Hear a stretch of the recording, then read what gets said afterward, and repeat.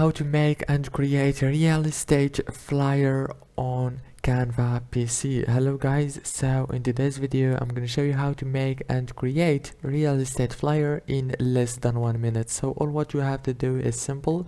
Go to canva.com, log into your account and click on create a design. Search for flyer, click on it. It will take you to this page.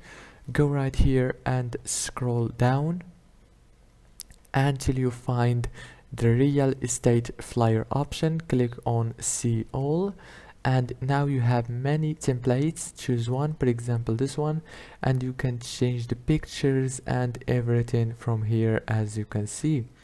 After you finish editing the informations and all these, go here and click download. Very easy and fast. If this video was helpful, please don't forget to like and subscribe, and thank you so much for watching until the end. See you later.